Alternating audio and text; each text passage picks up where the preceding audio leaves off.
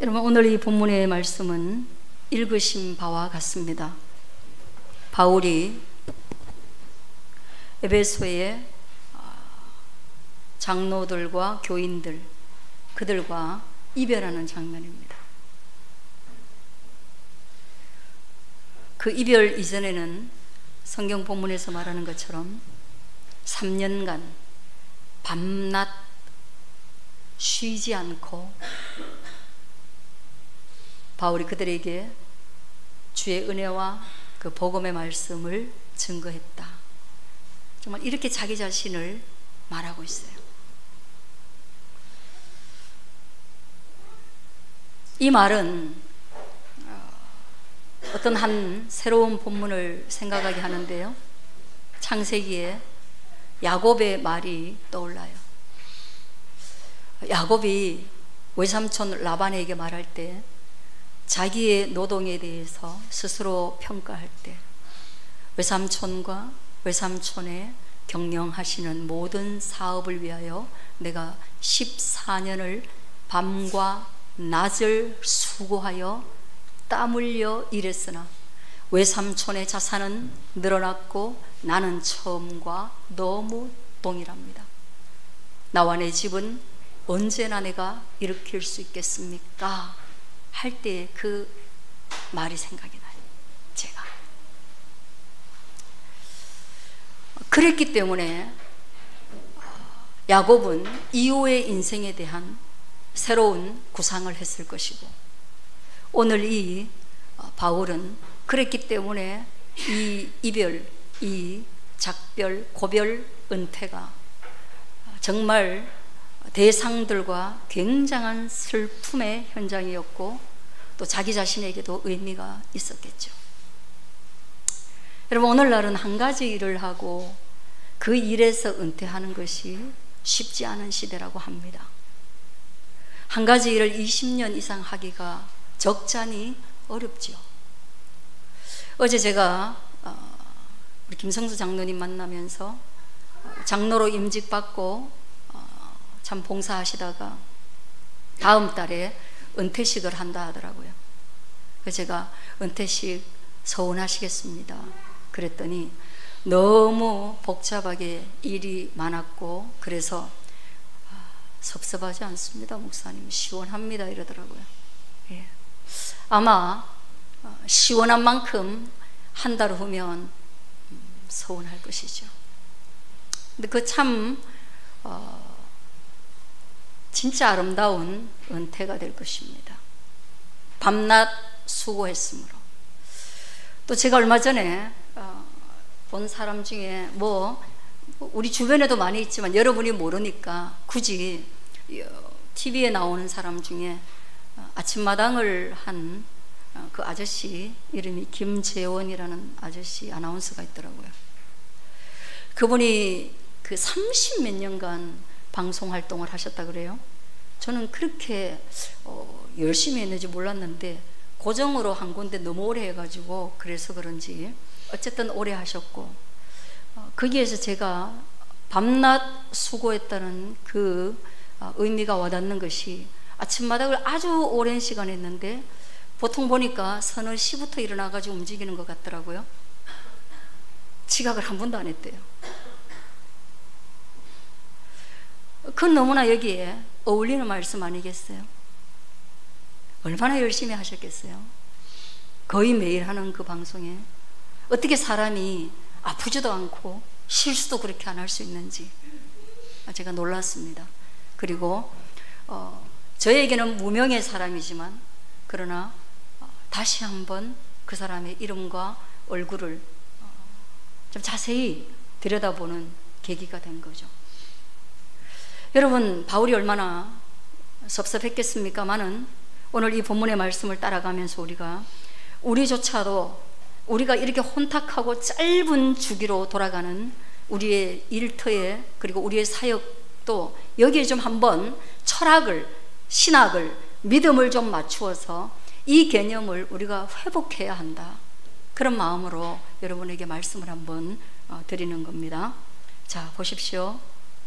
바울이 이별하면서 이별하면서도 못내 유언을 남기는 부모님과 같이 누구를 걱정하느냐? 자신이 떠남을 걱정하는 것이 아니라 남아있는 자들을 걱정하고 있다는 사실을 보게 됩니다. 여러분, 그는 예루살렘으로 가게 되면 구속받습니다. 그를 체포하려고 기다리고 있는 사람들이 있습니다. 그럼에도 불구하고 그는 예루살렘으로 가기로 결정합니다. 그것은 성령의 메인 그의 사역의 선택입니다. 그런데도 고별 설교할 때 그가 염려되는 것은 내가 3년이나 이토록 열심히 이곳에서 여러분을 돌보았는데 내가 떠나고 나면 이리들이 여러분에게 들어와서 양떼와 같은 이 성도들을 아끼지 않고 물어 뜯을 것에 대해서 근심하고 있는 거예요. 여러분, 부모가 떠난 자리의 아이들, 대통령의 리스크를 우리가 계속 경험하고 있는 대한민국의 국민들, 오너가 수감되거나 이럴 때의 회사원들, 물론 조직이나 시스템으로 운영되는 것도 있지만 그것은 마치 이리 가운데 양을 남겨놓은 것과 같은 상태라는 것이죠. 그런 겁니다. 그래서 그는 지금까지 내가 눈물로 여러분을 밤낮 쉬지 않고 훈계하였던 것을 기억하면서 나는 누구에게 당신들을 맡기고 싶으냐, 그런 생각을 하는 거예요. 부모님이 떠나면서 맏아들에게 맡길 수 있느냐? 부모님이 떠나면서 누구에게 맡길 수 있겠어요? 맏아들이 뭐 부모 같은 마음이 있습니까? 그럼 누구에게 맡겨야 되겠습니까, 여러분? 바울이 떠나면서 장로님들이 계시지만 24절에 보면 내가 달려갈 길과 주 예수께 받은 사명 곧 하나님의 은혜의 복음을 증언하는 일을 마치려 하면은 나의 생명조차 조금도 귀한 것으로 여기지 아니하노라. 생명을 들여서 양육했지만 장로님들에게 이걸 맡길 수 없어요. 그걸 받은 장로님들이 계시지만 3년이라는 세월은 그걸 감당하기에는 안 되는 거예요. 그리고 또 인간은 또 그렇게 할 수도 없는 거예요. 바울조차도 그렇게 하지 않았던 거예요. 그러면 뭐에 맡기느냐? 한번 따라 하시겠습니다. 주와 은혜의 말씀에 너희를 의탁하노라. 우리가 맡겨야 될 게 뭐예요? 죽으면서 내 통장 어디에 숨겨놨는데 방바닥에 돈이 거기 있으니까 네가 그것을 의지해라?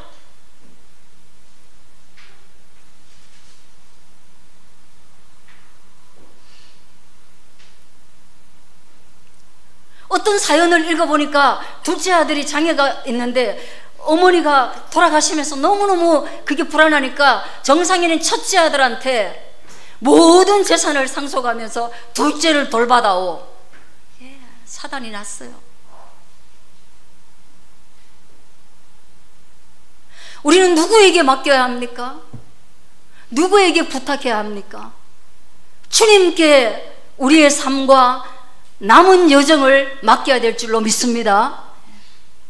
주님이 그 일을 하십니다. 그러면 주님이 눈에 보이지 않는데 어떻게 하시냐? 주의 기록된 말씀으로 그 일을 하고 있다는 것을 저와 여러분이 믿을 수 있기를 주의 이름으로 축원드립니다. 말씀이 그 일을 합니다. 그러므로 우리 여러분 말씀 봐야 됩니다. 오늘 한번 보십시오. 이런 말이 어디 있어요? 누가 이런 말을 했을까요? 저는 이런 말씀을 다시 한번 보면 어떻게 이런 말을 청중 앞에서 자기를 객관화시켜서 그리고도 장엄하게 부끄럽지 않게 내가 달려갈 길과 주 예수께 받은 사명 곧 하나님의 은혜의 복음을 증언하는 일을 마치려 하면은 나의 생명조차 조금 더 귀한 것으로 여기지 아니하고 했다. 내가 이 땅에 태어난 모든 몫을 다했다.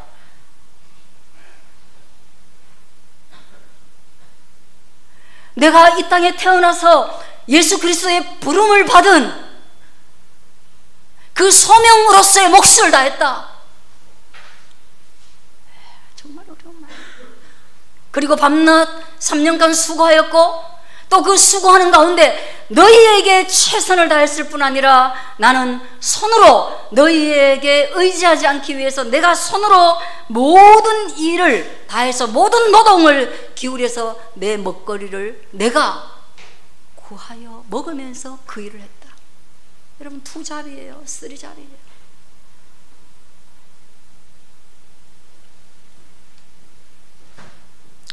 (33절) 한번 보겠습니다. 같이 한번 읽어보겠습니다. 시작. 내가 아무의 은이나 금이나 의복을 탐하지 아니하였고. 여러분, 은이 있고 금이 있고 의복이 있네요. 탐하지 아니하였다라는 것은 바울이 이것을 탐했으면 얻을 수 있는 자리에 있었다는 것을 말하고 있습니다. 여러분, 얻을 수도 없는 자리에서 탐심이 생기나요? 아니죠. 탐심은 뭐예요? 내 눈앞에 있는데 이거 내가 가져갈 수 있는 그런 상태에서 탐심이 생깁니다. 그래, 그가 은을 탐하지 않고 은도 탐하지 않고 의복을 탐하지 않았다는 것은 내 손에 들어왔는데 이것을 뭐예요? 여러분이 아는 바와 같이 나의 동행들이 쓰고 또한 수고하여 약한 사람들을 돕고 또한 주 예수께서 친히 말씀하신 바 주는 것이 받는 것보다 복이 있다 하심을 기억함으로 그 욕망과 그 탐심을 극복했다는 것입니다. 할렐루야. 네. 여러분, 제가 지난 한 주간에 이 말을 3번 했어요. 이 말을 3번 했어요. 어떤 말을 했을까요? 수빈생이 제가 어떤 말을 했을까요?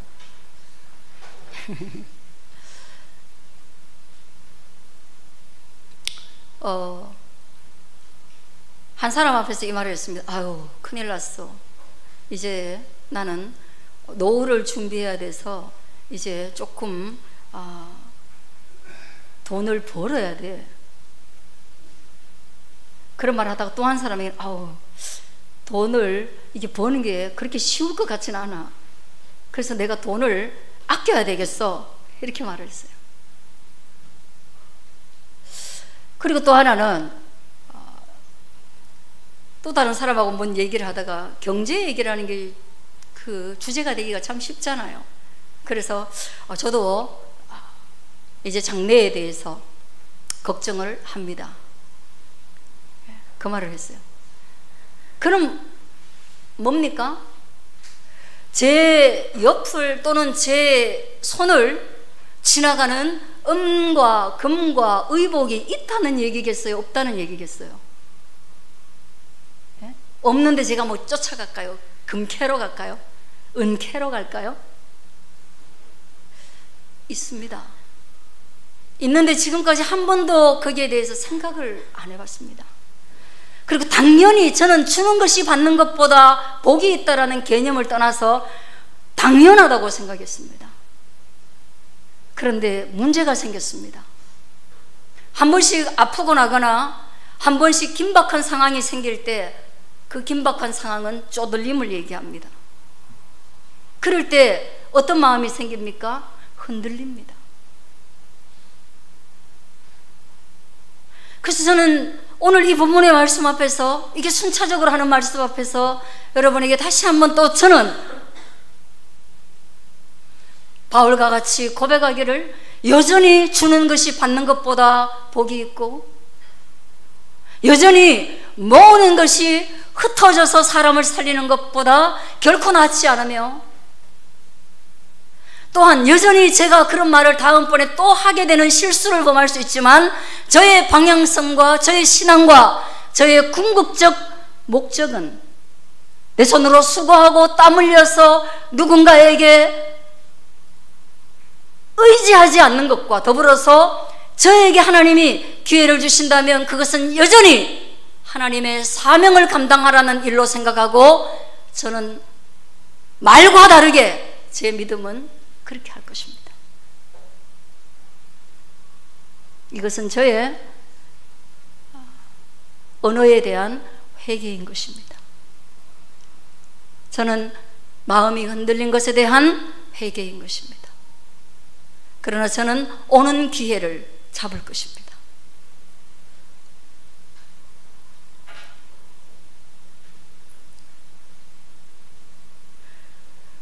내가 수고했기 때문에 그 열매를 맺어야 되는 것이 아니라 내가 수고하였지만 나의 주변에 약한 자가 있음을 오늘 기억할 수 있는 여러분 되기를 축원합니다.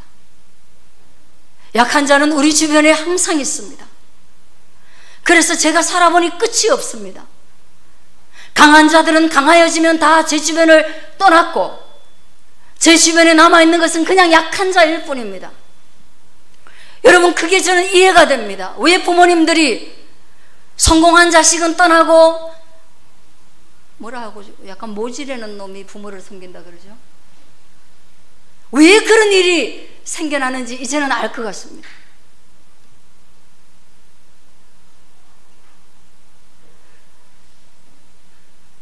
왜 우리 가족이 너는 왜 그렇게 힘든 사람밖에 없어? 이렇게 질문하는 이유를 알겠습니다. 그건 정말 옳은 것입니다. 그래야 하는 것입니다.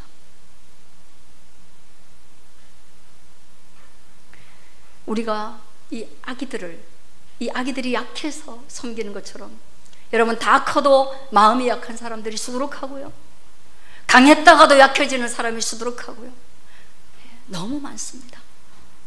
그러니 약한 자를 찾는 것은 어렵지 않습니다. 너무 많습니다. 다만 강한 자들이 숨어 있을 뿐입니다. 그리고 강한 자들이 그 소유나 그 어떤 것을 감추고 있을 뿐이죠. 그렇게 살았기 때문에 36절에 이 말 한 후에 무릎을 꿇고 그 모든 사람들과 함께 기도하니 어떤 일이 발생했습니까? 누군가 한 사람은 그렇게 살았기 때문에, 지도자라는 한 사람이 그렇게 살았기 때문에, 가정에 누군가 한 사람은 그렇게 살았기 때문에, 흔들리는 세상 속에서 복음으로 균형을 잡고 그렇게 살았기 때문에 이 공동체는 건강하고 이 공동체는 적어도 하나님을 사랑하는 마음과 인간애가 있어서 다 크게 울며 바울의 목을 안고 입을 맞추는 일이 있었던 겁니다. 여러분이 제가 은퇴할 때 다 그래도 여러분들이 계신다면 저보다 젊으니까 제가 먼저 은퇴하겠죠. 여러분들, 제가 은퇴할 때 그런 말 안 하시기를 바래요. 아우, 정말 진짜 힘들었어. 몇십 년 설교 듣다가 기대된다, 새로운 목사님. 이럴 게 아니라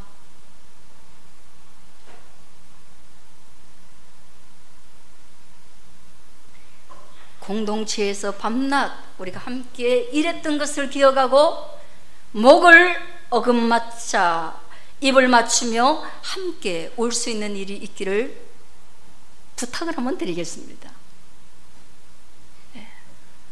그러면 보람이 되겠습니다. 그건 정말 큰 보람입니다.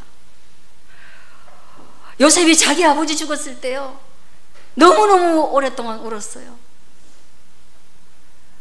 천국 가셨으니까 뭐 눈물 쓱쓱 닦고 다음날부터 뭐 업무에 복귀한 거 아니에요.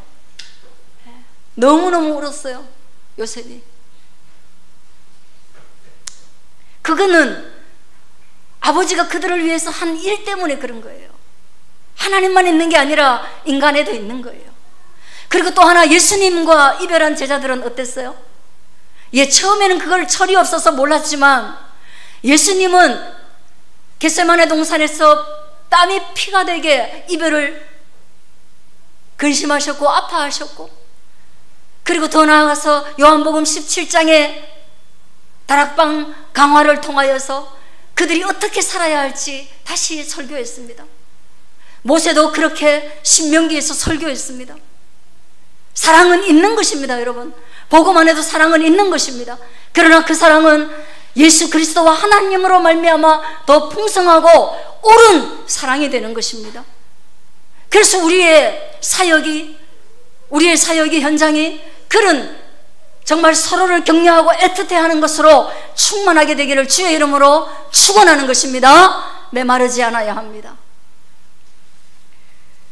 다시 보지 못할 얼굴을 알았지만, 그러나 그럼에도 불구하고 더 중요한 것은, 인간의 그 끈끈한 정보다 더 중요한 것은 이 땅에 부여하신 하나님의 섭리를 둘 다 따를 수밖에 없다라는 것이고, 그리고 소명은 다 하나님께 매여 있는 것입니다.